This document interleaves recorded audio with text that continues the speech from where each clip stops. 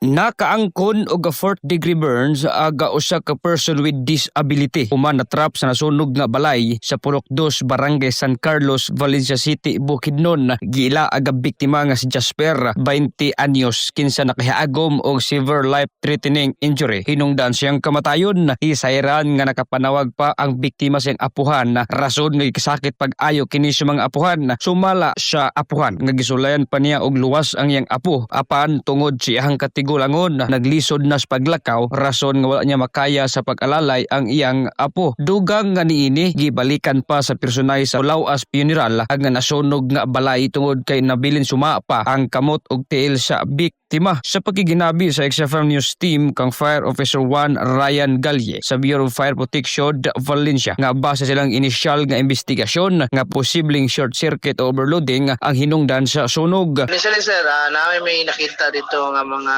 wirings indicated nga na si mga gibutan ato nga mga short circuit or overloading pero dili pa lang dia tama na mo ano sir, dili pa lang tama na mo investigation sir. Napamilaing ginatanaw sir. Gibanabanang moabot sa 309,000 pesos ang structural damage sa karon padayon pang giimbestigahan sa kabumbiruhan agba og insidente aron matino ang hinungdan sa sunog. Sa panahon mga katropa, labi na ning bulan sa Fire Prevention Month, kinahanglan nato magmaigmat og gaminantayon kita sa atong panimalay. Pero mas maayo magmaigmat kung dapat layo ta sa mga balatian. Kinahanglan nato ang ilig-on nga immune system magtumar og Xanthan Vitamin C alang sa nagahiusang Pilipino para sa Pilipinas. Katropang Jonathan Lee Soriano, XFM News.